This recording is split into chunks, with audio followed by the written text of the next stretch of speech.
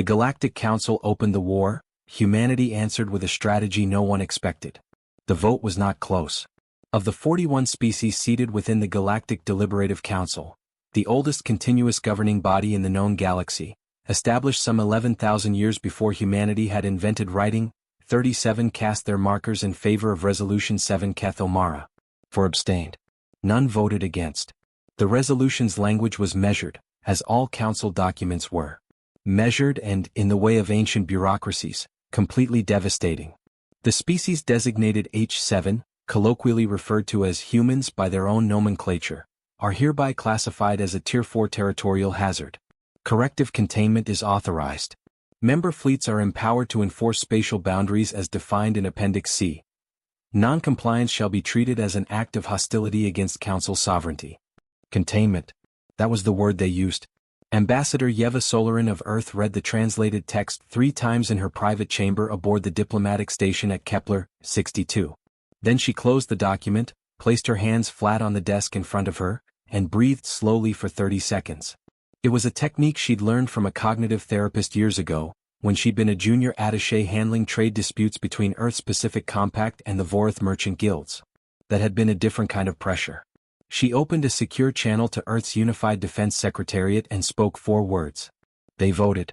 Code Persimmon. Code Persimmon had existed in contingency planning for 6 years. It was not a war plan, not exactly. The Secretariat strategists had always been careful about that framing. War implied that humanity intended to fight. What Code Persimmon actually described was something more precise and in many ways more dangerous. A framework for not losing while never formally beginning. The distinction mattered enormously. To understand why the Council voted the way it did, you have to understand what humanity looked like from the outside in 2271. 40 years earlier, humanity had made first contact with the Vorath, a spacefaring species roughly 3 centuries ahead of Earth in terms of interstellar propulsion.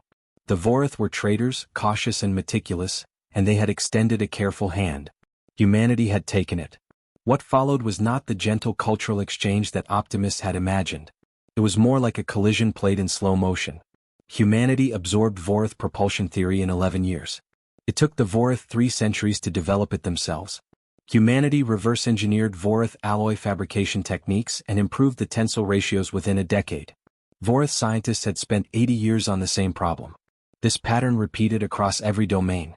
Not because humans were smarter, that framing was too simple and the Council's own xenobiologists would reject it, but because humanity's particular cognitive architecture, forged by millions of years of social competition, predator evasion, and resource scarcity, produced a relationship with urgency that most galactic species simply did not share. Humans iterated fast. They failed fast. They got back up and iterated again.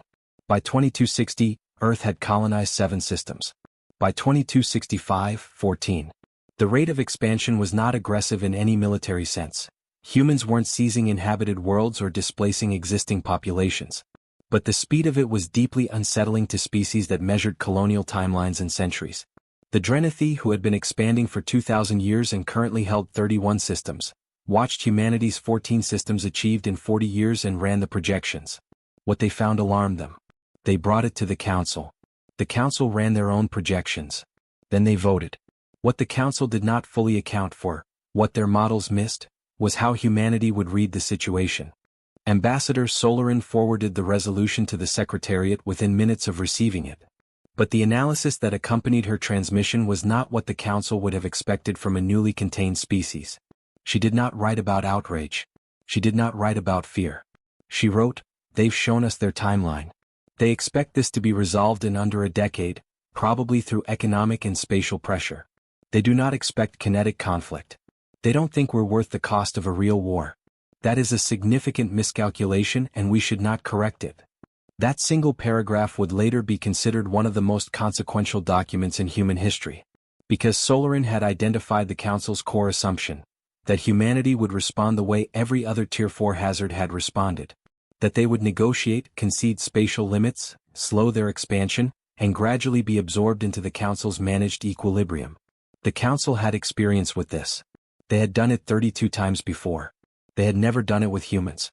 Back on Earth, in a secure facility outside of Johannesburg, a team of 41 strategists, deliberately matched to the Council's 41-member species, a small psychological gesture, had been working on what they called the Long Architecture for almost 3 years. The Long Architecture was not a battle plan. It was a decision tree. If the council applied economic pressure, here was the response. If they attempted to blockade colonial resupply routes, here was the response. If they escalated to fleet positioning, here was the response. And so on, through dozens of branches and sub-branches, each designed not to win in any conventional sense, but to ensure that every council action produced a cost that slightly exceeded its benefit, not enough to trigger full escalation, but enough to make the managed equilibrium approach untenable. The strategists called this friction budgeting. The idea was credited to a historian on the team named Dr. Amara Osei, who had spent her career studying asymmetric conflicts throughout human history. Her insight was straightforward. Large, slow-moving powers were not defeated by superior force. They were defeated by making the management of a smaller adversary cost more than the adversary was worth. You didn't beat the council. You made yourself too expensive to contain. On the day the resolution was formally ratified, a Vorath diplomatic contact who had worked alongside humanity for 19 years sent an unauthorized private message to Ambassador Solarin. It was a significant professional risk for him. The message read, "They do not understand what they have done. I'm sorry. I hope your people are prepared." Solarin replied within the hour. "Tell me, in your assessment, what are they expecting us to do?" The Vorath contact responded, "Panic. Negotiate. Concede. That is the pattern." "Good," Solarin wrote back. "Let them expect that." She closed the channel, called her assistant in, and asked for a full logistics report on humanity's 14 colonial systems. Specifically, which ones could sustain themselves independently for 5 years without resupply from Earth. The answer was 11. She made a note, forwarded it to Johannesburg, and began drafting the official human response to the Council's resolution. It was careful, measured, and diplomatically appropriate. It conceded nothing. It asked for clarification on 17 specific points of the resolution's language, a process that, under Council procedural rules, required a minimum of 14 months to complete. The Long Architecture had begun. And the Council, 37 species strong, 11,000 years old, had no idea. The Council's enforcement mechanism was, on paper, formidable. 37 member species contributing to a shared deterrence fleet, the Combined Spatial Authority, or CSA, represented something in the range of 4,000 active warships of varying class, with logistics networks stretching across 200 inhabited systems. They had resolved 43 territorial disputes in the last millennium. They had enforced containment on 6 species that refused initial compliance. In 5 of those cases, the target species had ultimately negotiated. In the 6th, the species had not survived the process, though Council archives recorded that outcome as a dissolution through internal instability, rather than anything more direct. The CSA was not an army built for conquest. It was built for management. That distinction was important, because management required predictable opponents. Dr. Yusuf Adebayo had never held a military rank. He was a logistics economist, the kind of specialist who spent his days modeling supply chain resilience for interstellar trade networks. He had been recruited to the Johannesburg team 3 years earlier because one of the senior strategists had read a paper he published on cascade failure resistance in distributed economic systems. His contribution to Code Persimmon was the concept he called the Hydra configuration. The name was theatrical, the team occasionally indulged that, but the logic was precise. Humanity's 14 colonial systems were not equally developed. 4 were mature, with established manufacturing, agriculture, and population centers sufficient to support themselves indefinitely. 7 were in intermediate stages, capable of self-sufficiency for 5 to 7 years with modest rationing. 3 were young and genuinely dependent on Earth origin resupply. The conventional assumption, and the Council's planners almost certainly shared it, was that a blockade of Earth's supply lines would destabilize the colonial network. Cut the head, the thinking went, and the body follows. Adebayo's analysis showed this was wrong. The 14 systems, properly coordinated, could function as a distributed economic organism. None of them needed to be Earth to survive. They needed to be networked, with each other, not with Earth specifically. Rerouting trade flows through colonial-to-colonial pathways rather than colonial-to-Earth pathways was logistically inefficient by about 23%, but it was viable. More importantly, it was invisible to Council monitoring systems, which were calibrated to track Earth origin shipping signatures. The Hydra configuration proposed that humanity quietly reorient its colonial trade architecture over 18 months, before any enforcement action began.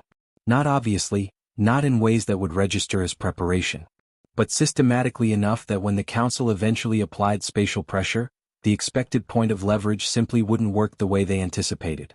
The initiative was approved within 6 weeks of Code Persimmon's activation. Commander Priya Harlan of the Earth Unified Fleet didn't learn the full scope of what was being planned until she was called to a briefing at the Secretariat's orbital facility in early 2272. She had expected to be told about fleet deployment protocols. She was instead told to stand down. Not stand down in the sense of retreat. Stand down in the sense of patience. "We are not mobilizing the fleet," the briefing officer explained. His name was Director Cassius Renard, a former naval strategist who now ran the Secretariat's Contingency Planning Division. "We are not moving warships to contested zones. We are not issuing public statements of military intent. For the next 18 months, Earth's military posture is going to look like what the Council expects. A smaller power absorbing a shock, reassessing its options, maybe seeking allies." Harlan had a question. "And what are we actually doing?" Adebayo's work. Harlan's patience. He almost smiled. And something a little harder to explain. He brought up a star chart. 14 systems, color-coded by development stage. Connecting lines showed existing trade routes. Then the lines shifted, quietly, almost imperceptibly rerouting. "The Council's enforcement model assumes that pressure on the core produces compliance at the periphery," Renard said. "We're going to prove that assumption wrong. Not by fighting them. By making it structurally false." He pulled up a second overlay. Dozens of small markers appeared across the chart. Not warships, not military installations. Communication relays. Automated resupply depots.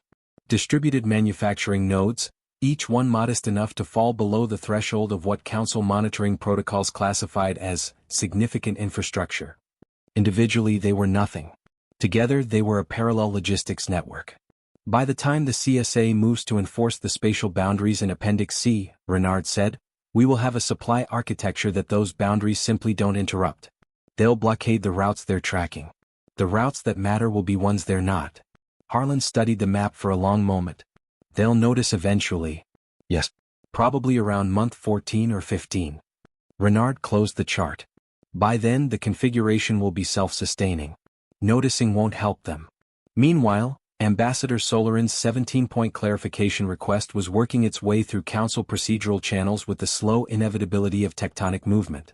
Point 7 alone, a request for the specific legal definition of spatial boundary, as used in Appendix C, cross-referenced with 14 prior Council resolutions that used the same language in different contexts, had generated an internal working group within the Council's legal division. The working group had met 6 times and had not yet produced a consensus definition. This was not accidental.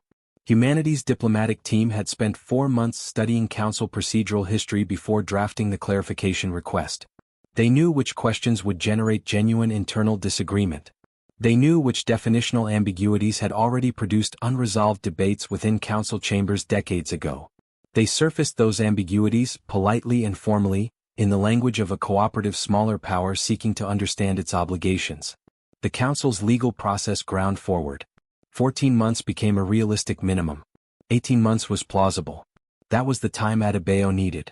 On Covenant Station, one of humanity's intermediate colonies orbiting a dim K-type star in what the Council's charts labeled the Eastern Periphery, Station Director Nadia Torrance received a routine infrastructure update notice. It authorized the construction of 3 new automated relay nodes and an expanded cold storage agricultural facility. The notice was classified as a standard development allocation. It wasn't flagged by any Council monitoring system. Torrance signed the authorization, forwarded it to her engineering team, and went back to the daily work of running a colony of 80,000 people. She had no formal role in anything called Code Persimmon. She had never heard that phrase.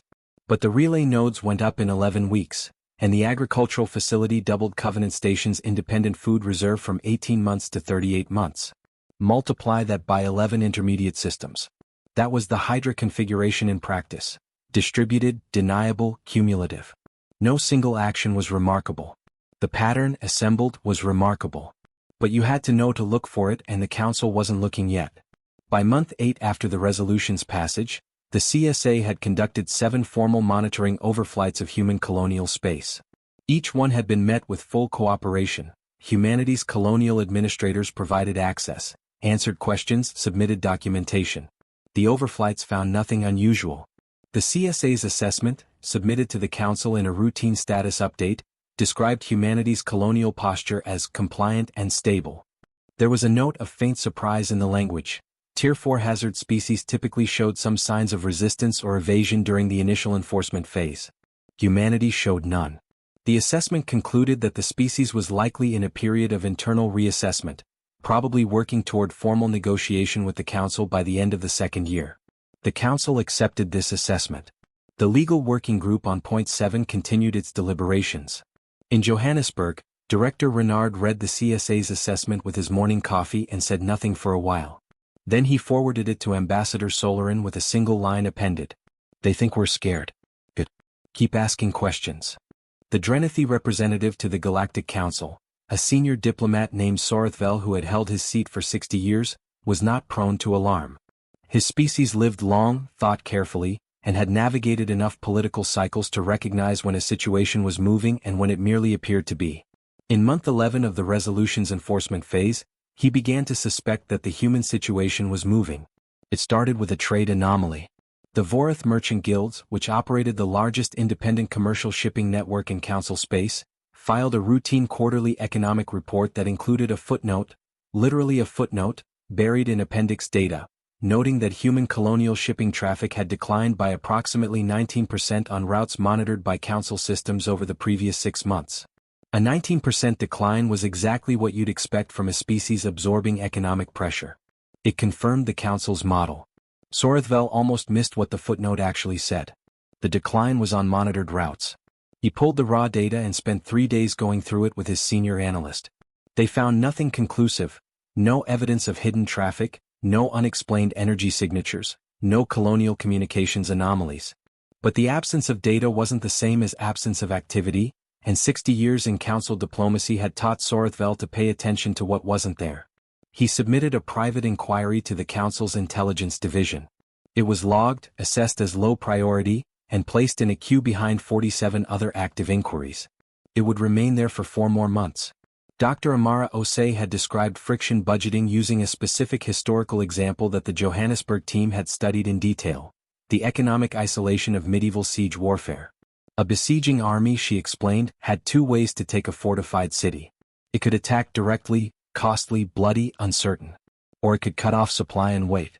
The siege approach assumed that the city's internal resources were finite. Exhaust them and the city falls. But there had been cases, documented, historically verifiable cases, where the besieged city had quietly reorganized its internal economy while the siege was underway. Rationing. Local production. Underground supply routes. Not solutions that ended the siege, but solutions that extended it past the point where the besieging army's own logistics became the problem. The besiegers ran out of patience, supplies, or political will before the city ran out of food. The Council's enforcement model was a siege model. It assumed humanity's internal resources, its ability to maintain colonial operations without external support, would exhaust within a predictable timeframe. Osei's contribution had been to calculate that timeframe, and then design a program to extend it by roughly 300%. The mathematics were not elegant. They involved 18 months of distributed infrastructure investment, 23% efficiency losses in colonial trade routing, significant agricultural reserve buildups that looked like routine development, and a communication architecture that technically operated within Council-permitted frequencies but was structured to carry significantly more data than monitoring systems were calibrated to detect. None of it was illegal under the resolution's text. Solarin's Point 7 question remained unresolved, which meant the specific boundaries remained technically ambiguous. In month 13, humanity's formal response to the resolution was submitted to the Council. It was 72 pages. The document was not a rejection of the resolution. It was not a declaration of grievance.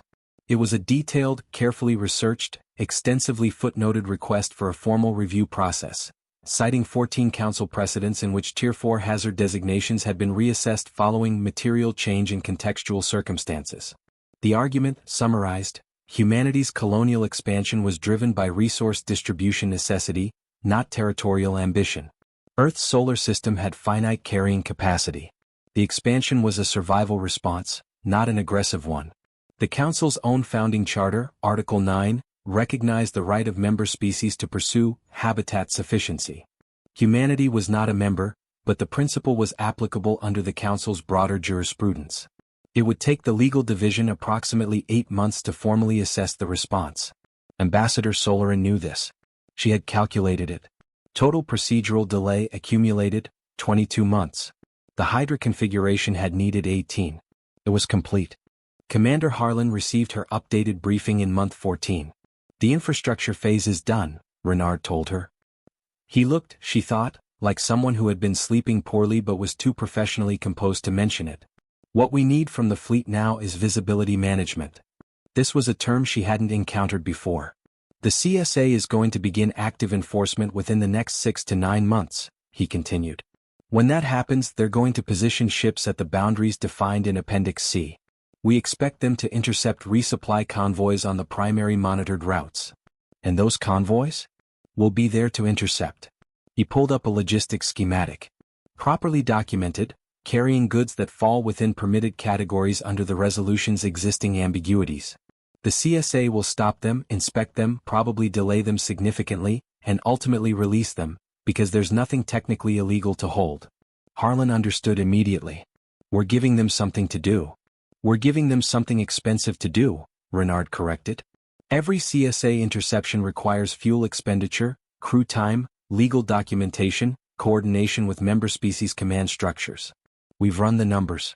If they're intercepting our monitored convoys on a regular basis, each fleet group involved in enforcement burns roughly 12% above baseline operational cost monthly. And the actual resupply is happening on routes they're not monitoring. At 23% reduced efficiency, yes. Our colonial systems can absorb that. The CSA can absorb 12% above baseline for perhaps 3 years before member species begin questioning the cost-to-benefit ratio of enforcement. 3 years.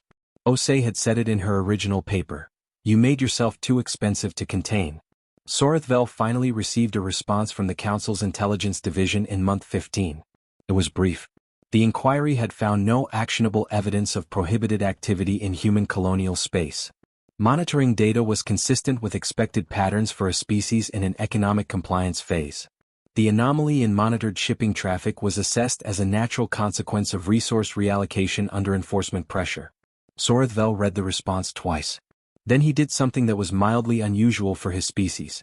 He traveled, personally and without announcement, to a Vorith Guild trading station near the boundary of human colonial space.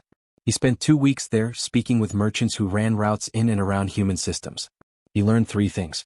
First, human colonial administrators had been unusually interested over the past year in establishing direct trade agreements with non-council independent merchants, agreements that didn't route through CSA-monitored exchange points. Second, several of those agreements had been concluded and were operating. Third, the goods moving through those agreements were, without exception, boring. Agricultural commodities, manufacturing components, communication equipment. Nothing the Council could classify as prohibited. Individually, each fact was innocuous. Together, they sketched the outline of something that made Sorithvel deeply uncomfortable. He returned to the Council and requested an emergency session of the Strategic Assessment Subcommittee. The subcommittee's next available meeting date was in 6 weeks. He took the slot. In Johannesburg, when the intelligence team picked up Sorithvel's movements and meeting request, Renard was notified immediately. He read the report, thought for a moment and then called Osei. They're starting to see it, he said. 6 weeks until the subcommittee meets, she replied. She'd clearly already been briefed. What's your assessment? Osei was quiet for a moment. They'll understand the Hydra configuration by the time that meeting happens. Maybe not fully but enough. Sorithvel is smart. So what changes? Nothing, immediately. The configuration is done. It's running. Understanding it doesn't undo it. She paused. But it changes their calculus on direct enforcement. If they know containment isn't working the way they planned, some of them are going to push for escalation. Renard had expected this. What kind? The kind that moves ships, she said. The question is whether their political coalition can hold for that kind of decision. 37 species agreeing to a resolution is one thing. 37 species agreeing to a show of military force is considerably harder. This was the next phase of the long architecture. And it had already been planned for. The Galactic Council's greatest structural strength, the fact that 37 species had agreed on anything at all, was also its most significant operational vulnerability. This was not a novel observation. Political scientists throughout human history had understood that large coalitions were not armies. They were negotiated agreements, maintained by a continuous calculation of mutual benefit. The moment the cost-benefit equation shifted for any significant number of members, the coalition did not break dramatically. It eroded. Members became cautious. Commitments became conditional. The appearance of unity persisted long after the substance had hollowed out. Ambassador Solarin had studied every council resolution in the past 2 centuries. Of the 26 that required active enforcement, 19 had produced some degree of coalition fracture within the first 3 years. 7 had collapsed enforcement entirely before the target species was brought into compliance. The question was which fracture lines in the current coalition were exploitable, and how to exploit them without appearing to do so. Sorethvel's Strategic Assessment Subcommittee session did not go the way he had hoped. He presented his analysis clearly and with the kind of understated precision his species was known for. The Hydra configuration, he didn't use that name obviously, but he described the pattern accurately, represented a fundamental undermining of the enforcement architecture. Humanity had not violated the resolution. It had made the resolution's enforcement mechanism structurally ineffective. The subcommittee listened carefully. Then the debate began. Representative Ithrak of the Kethamori, a species that had opposed the resolution initially and abstained rather than voted against it, spoke first. The Kethamori were themselves a relatively recent addition to the council, having joined approximately 400 years ago after a first contact process that had involved, by their own historical accounts, significant tension with existing members. The question before us, Ithrak said in the careful formal register that council deliberations required, is not whether the humans have been clever. It's whether their cleverness changes our fundamental assessment. They have maintained independent colonial operations. They have not expanded into contested space. They have complied with the letter of the resolution while evidently working around its intent. This is frustrating. But it is not the same as aggression. Representative Dorval of the Sudrani responded with barely concealed impatience. The Sudrani had been among the most vocal proponents of the resolution. They bordered human colonial space on 2 vectors and had the most direct exposure to humanity's expansion rate. The intent of the resolution was to slow their expansion. It hasn't slowed. That is non-compliance regardless of their procedural maneuvers. The intent, Ithrak replied, was not written into the resolution. The text was. And under the text they are compliant. This was legally accurate. The subcommittee went back and forth for 4 hours. No consensus was reached. Sorethvel left the session with a headache and a growing suspicion that the situation was more complicated than the original resolution's framers had anticipated. Humanity's diplomatic intelligence had identified 6 council member species as potentially sympathetic, or at minimum, persuadable toward a position of reduced enforcement enthusiasm. The criteria were not about ideology. They were about interest. The Kethamori, whose own first contact history made them cautious about resolutions that carried enforcement teeth. The Vorath Merchant Guild's home species, who were losing commercial revenue every time CSA interceptions disrupted trade flows in human space. They had been earning fees from human colonial trade for 3 decades and weren't happy about the interruption. The Polari, a minor council member whose homeworld was located in a region where extended CSA fleet deployments created navigational complications for their own shipping. 2 smaller species, the Verini and the Asav, who had economic relationships with humanity that predated the resolution and were being quietly strained by enforcement. And finally, the Vorath themselves, not officially sympathetic but individually troubled. Solarin's approach to these 6 species was careful and indirect. She did not lobby. She did not make arguments or apply pressure. She engaged in what she described to her team as information sharing with appropriate context.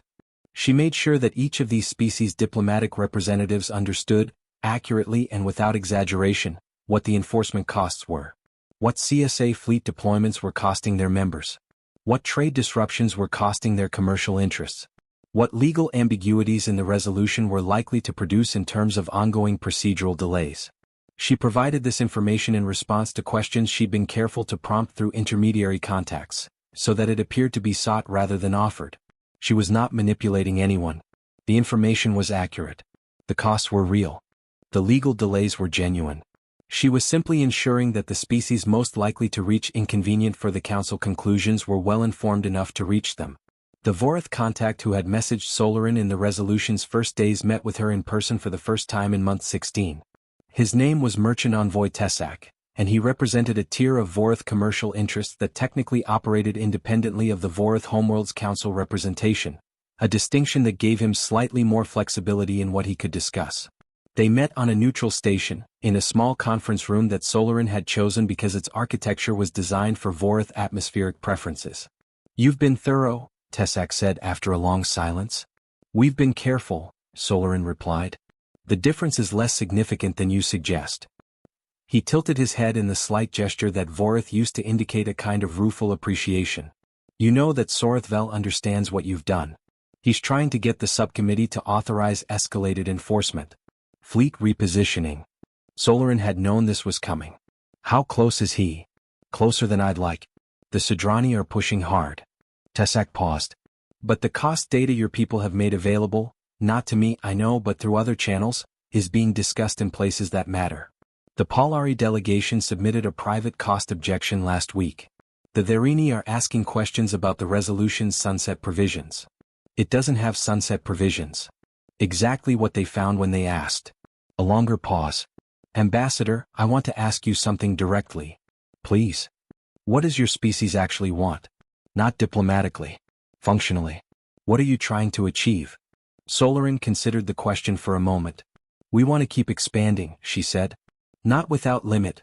We understand the concerns about rate of expansion, and we'd accept a negotiated framework if it was genuinely mutual. But we need habitat. Our population pressure is real. The solar system cannot sustain us indefinitely.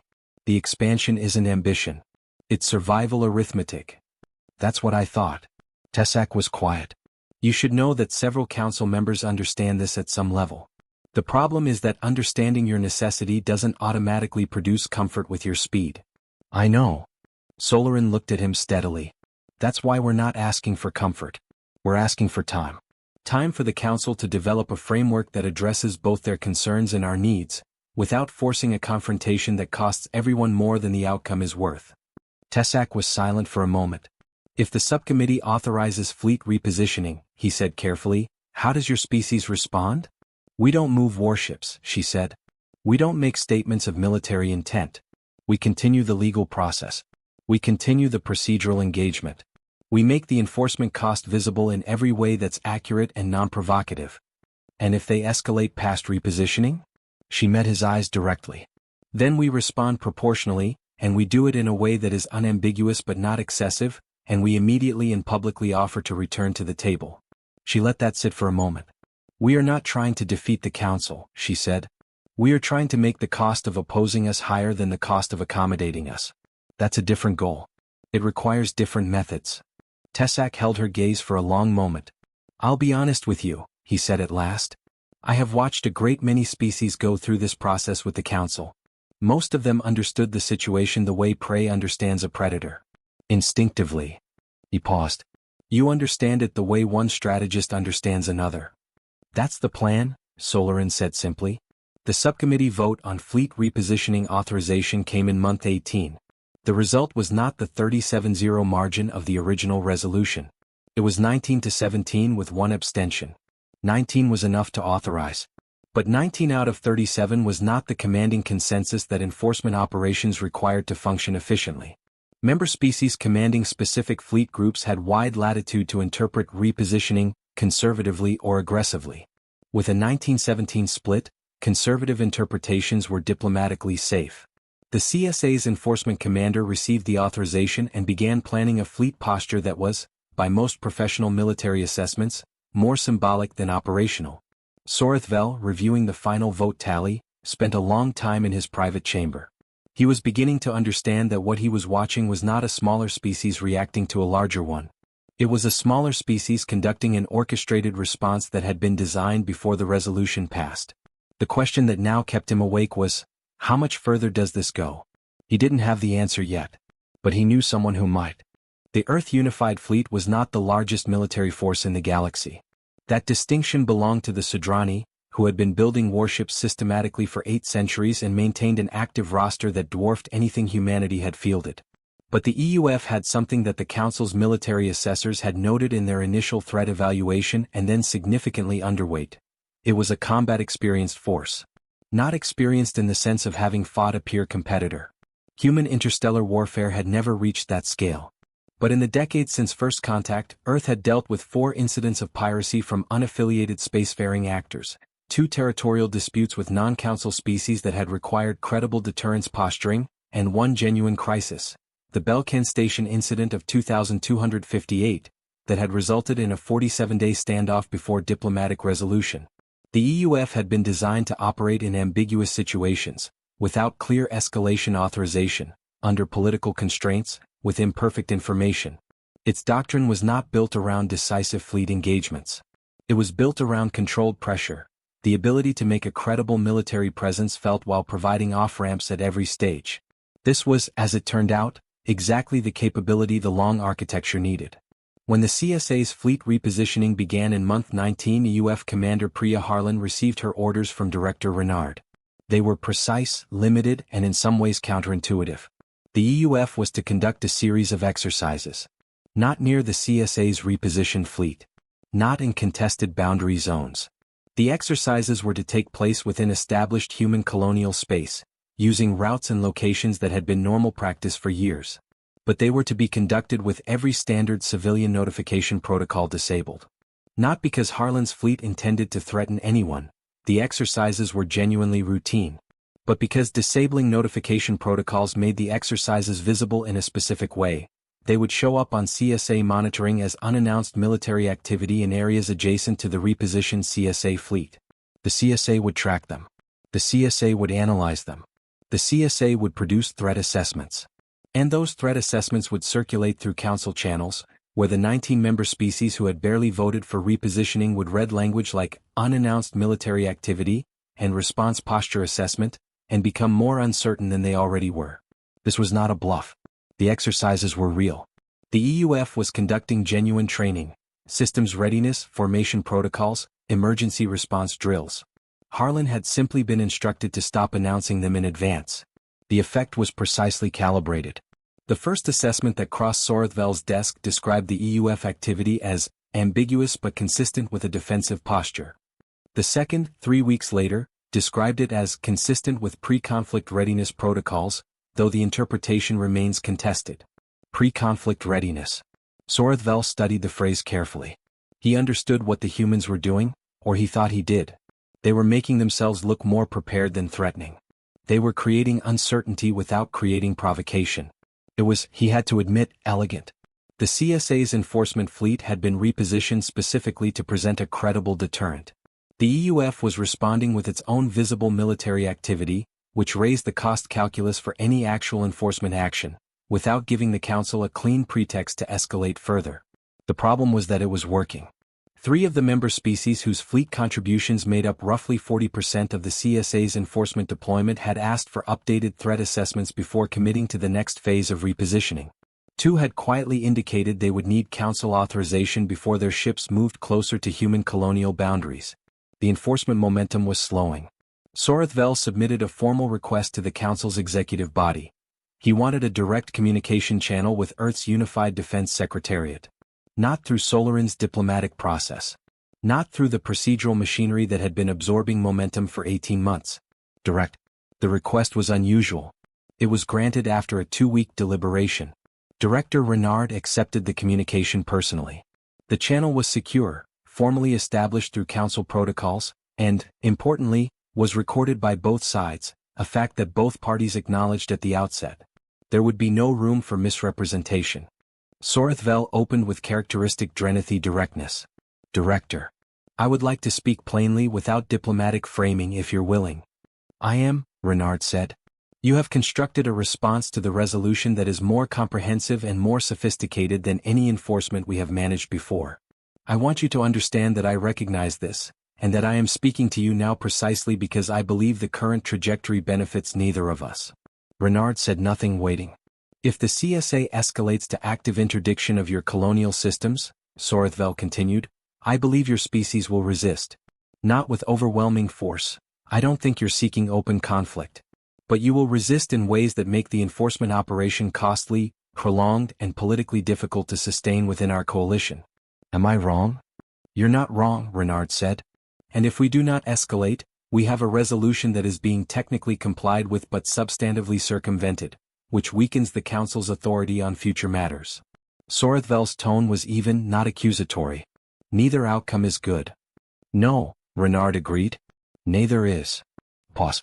What are you proposing? Renard asked. I'm not proposing anything yet, Sorthvel said. I'm asking you a question. What does your species need from this situation in order to accept a negotiated framework? This was the moment that Solarin had anticipated and Renard had prepared for. 3 things, Renard said. First, formal recognition that humanity's expansion is driven by habitat necessity, not territorial ambition. Specifically, acknowledgement in any framework agreement that our population carrying capacity creates a material need. Second, a negotiated expansion rate that is mutually determined, not unilaterally imposed. Third, a voice in the Galactic Council's deliberative process. Not membership, necessarily, but an observer status with the right to formally submit positions before resolutions affecting humanity are voted upon. Sorthvel was quiet for a moment. The third point will be controversial, he said. I know. The first 2 are negotiable within existing frameworks. I know that too. Another pause. You planned for this conversation, Sorthvel said. It wasn't quite a question. We planned for the possibility of it, Renard said carefully. We hoped it would come before anyone did anything that was harder to undo. A long silence on the Drenethi end of the channel. I will bring these terms to a closed council session, Sorthvel said at last. I cannot promise the outcome. The Sudrani will oppose the observer status provision. Several others will have objections. We understand. But I will bring it. That's all we're asking. Commander Harlan received her updated orders in month 21. The EUF exercises were to continue on their current schedule, still without advanced civilian notification, still visible to CSA monitoring. But there was an addition. After each exercise, a formal report was to be submitted to the Council's Military Affairs Liaison Office, providing full operational details of what the exercise had involved, what systems had been tested, and what readiness levels had been assessed. The reports were not required by any treaty or resolution. Humanity was under no obligation to submit them.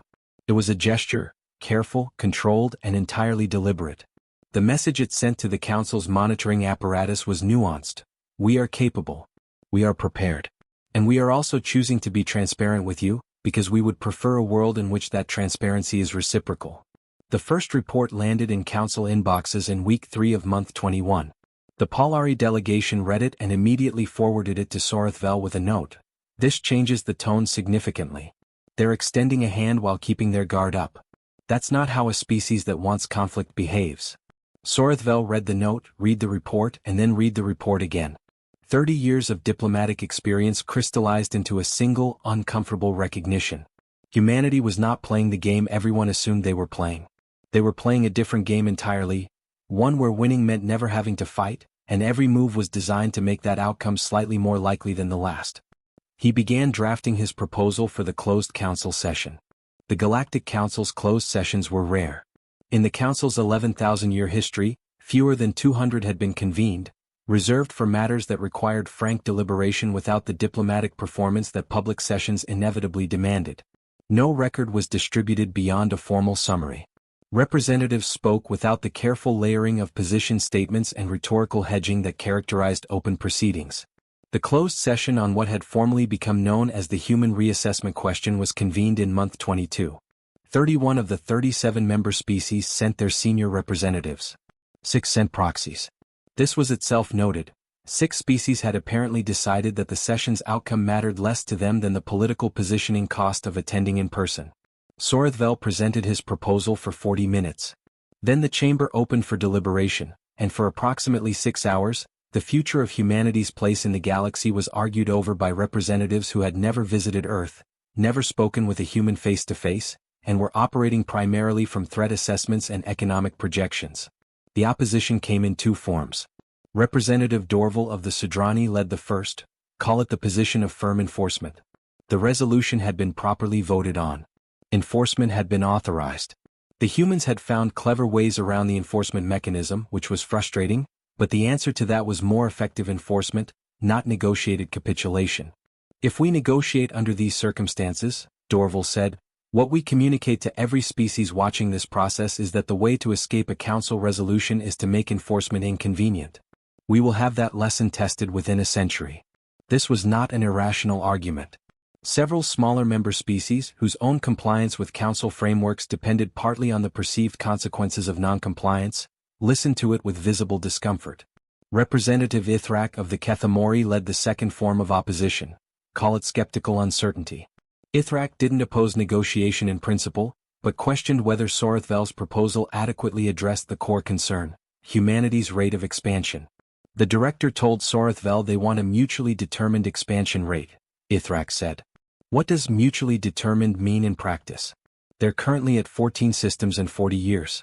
What rate are they willing to accept? Without that number, we're being asked to endorse a framework with a critical variable undefined. Also not irrational. Sorithvel had anticipated both lines of argument. He addressed Dorval first. The representative raises the precedent question correctly, he said. I want to offer a different framing. The precedent this situation will set depends entirely on how we resolve it.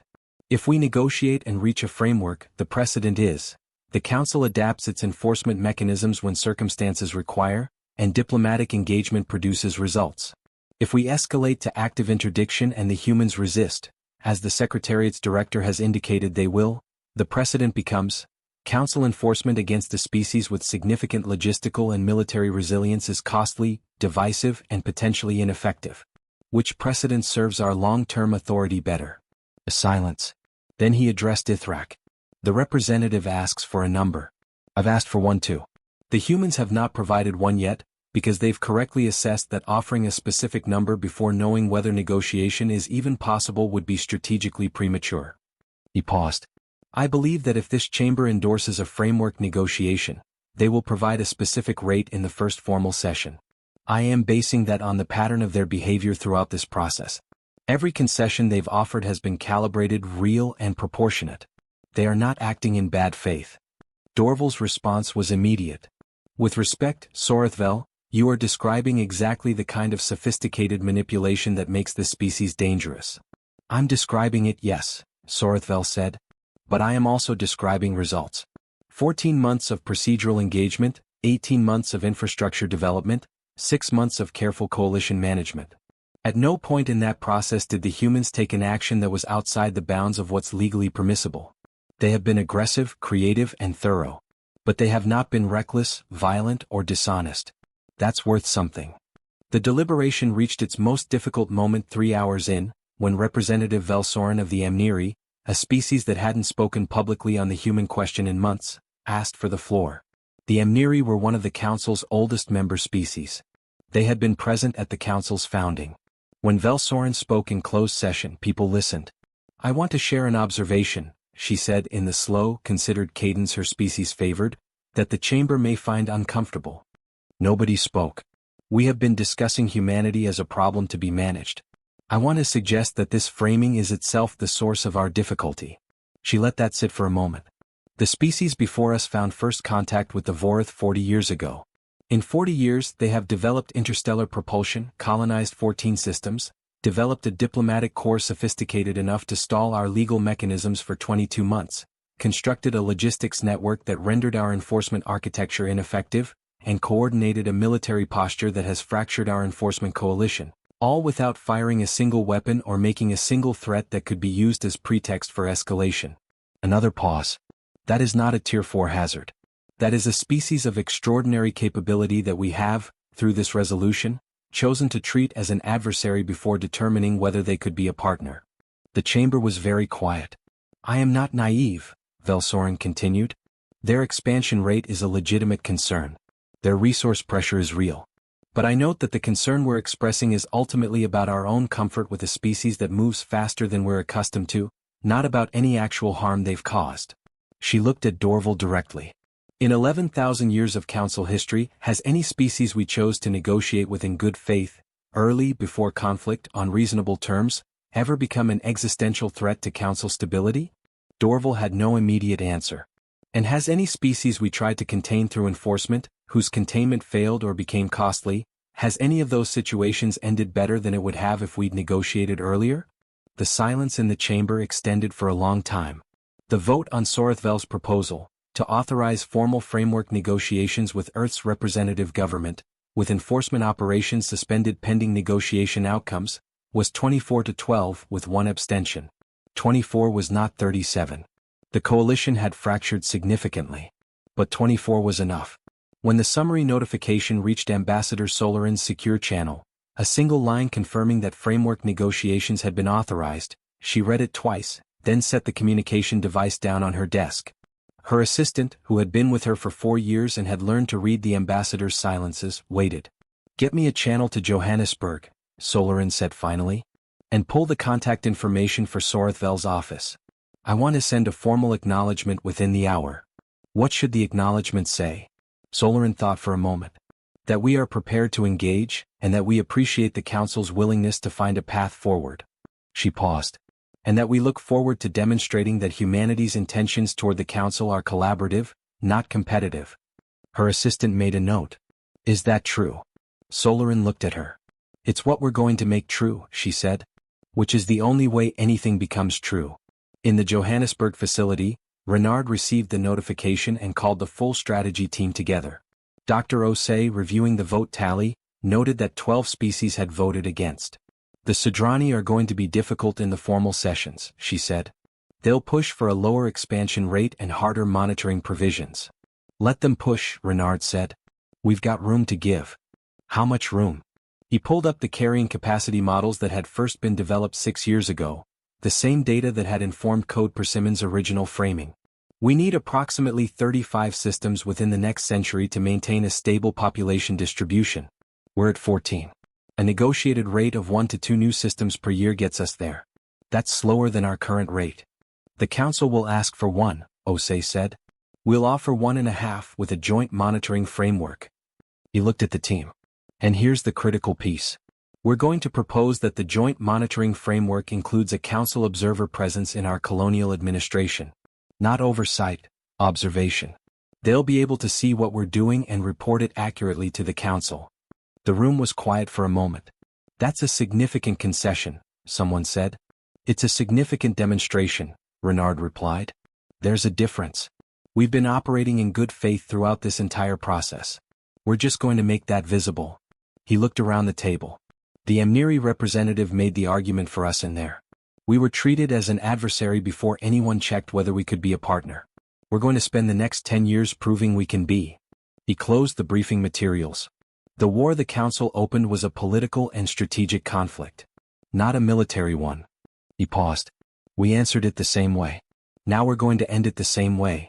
The formal negotiations took 11 months. Not 11 months of continuous deadlock. 11 months of careful, incremental progress, interrupted periodically by procedural delays, coalition politics within the Council, and at least 3 moments where the whole process appeared close to collapsing.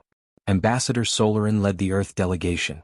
Sorthvel, operating in a role that had no precise equivalent in Council tradition, somewhere between facilitator and advocate for the negotiated outcome, managed the Council's side with the kind of patient persistence that his species' extended lifespan made uniquely possible. The Sodrani were difficult as predicted. Representative Dorval's position going into the negotiations was a permitted expansion rate of 1 new colonial system per decade, a number so far from humanity's operational reality that it read less like an opening bid and more like a statement of intent to prevent meaningful agreement. Solarin's counter was 2 systems per year, with a 5-year review mechanism. The gap between 1 per decade and 2 per year was, arithmetically, a factor of 20. In any normal negotiation, this would suggest irreconcilable positions. But Sorthvel had spent his 2 weeks with the Vorith merchants well. He had also had a number of private conversations with representatives from species whose positions were more flexible, the Kethamori, the Polari, 3 others, and had built a quiet coalition within the Council negotiating body that was prepared to support a middle position if one could be credibly constructed. The number that eventually emerged, after 7 months of negotiation, 2 near collapses, and 1 36-hour session that everyone present would later describe as exhausting in species-specific ways, was 1 new colonial system per year, with a joint review commission empowered to authorize accelerated expansion if demonstrable population pressure warranted it. 1 per year. With room to go faster if the data supported it. Humanity had been expanding at roughly 0.35 systems per year on average. 1 per year was actually faster. The monitoring framework was more contentious than the expansion rate. The Council's initial position involved CSA inspection rights of human colonial facilities, periodic, authorized, but with significant discretion on timing and access. This was the same monitoring regime applied to several other non-member species operating under framework agreements. Humanity's counter was the Joint Observation Corps, a small, permanently stationed team of Council representatives, drawn from multiple member species, embedded within colonial administration offices across 6 human systems. Not with inspection rights. With observation rights. The distinction was meaningful. Inspection implied the right to search for violations. Observation implied the right to witness ongoing operations. One was adversarial in structure. The other was transparent. Dorval opposed it vigorously. His argument was that observation without inspection created the appearance of monitoring without its substance. Humanity would simply keep prohibited activities away from the observers. Solarin's response was careful. We are proposing observation rather than inspection because we have nothing to hide and we want to demonstrate that, she said in the 9th formal session. If the Council's concern is that we're conducting prohibited activities in colonial space, the best evidence against that concern is continuous visibility, not periodic searches but ongoing presence. We're offering the Council a window into our operations, not a keyhole. She paused. If we had something to hide, we would have proposed the inspection framework. It's easier to manage. Velsorin of the Amniri, who had become, over the course of the negotiations, something of an informal anchor for the Council's more pragmatic voices, noted afterward that Solarin's argument had changed 3 votes on the monitoring question. Not through rhetoric, but through the simple logic of what a guilty party would and wouldn't offer. The Joint Observation Corps was approved, with a provision that humanity retained the right to request the removal of specific observers for documented cause, a face-saving addition for the Sudrani, who had insisted that the Corps needed some enforcement mechanism to be meaningful. The observer status question was the last major point resolved. The Council did not grant membership. That had never been seriously expected. Membership required a minimum of 200 years of contact history under established protocols. Humanity was at 40. What was granted was a designation that had existed in Council history only 4 times before. Associated observer status with the right to submit formal positions on any resolution affecting the associated observer's interests before the resolution came to a vote. Not a veto. Not a seat. The right to be heard before the decision was made. This was, in the history of the Council's dealings with non-member species, unprecedented at humanity's stage of contact development. Dorval voted against it. 21 others voted for it. Sorethvel, who had abstained on the original resolution that started everything, voted for it. The framework agreement was formally ratified in month 33 of the process, almost 3 years after Resolution 7 Keth O'Mara had been voted on in that decisive 37-0 session. When the ratification notification reached Earth, it was the middle of a working afternoon in Johannesburg. Director Renard was in a staff meeting. He excused himself, read the message in the hallway outside the conference room and stood there for a moment. Then he went back inside and told his team. The response was quieter than it might have been. These were people who had spent 3 years building a long and complicated architecture in the service of an outcome that had looked, at several points, genuinely uncertain. The relief was present, but it came out as exhaled breath rather than celebration. Dr. Osei, who had been working on the problem since before Code Persimmon was even formally named, looked at the ratification summary and said simply, "The Review Commission has teeth. If our population data holds, we could argue for accelerated expansion in year 4. Year 5, Renard said. Give it a year more than necessary. She nodded. Year 5. Ambassador Solarin was on the Council station at Kepler, 62 when the ratification came through. She was in the same private chamber where she'd read the original resolution 3 years earlier, and the parallelism was not lost on her. She sent formal acknowledgments to Sorethvel and to the Council's executive body. She sent a personal message to Tessak of the Vorith merchant guilds, who had taken risks on her behalf that she hadn't fully acknowledged at the time.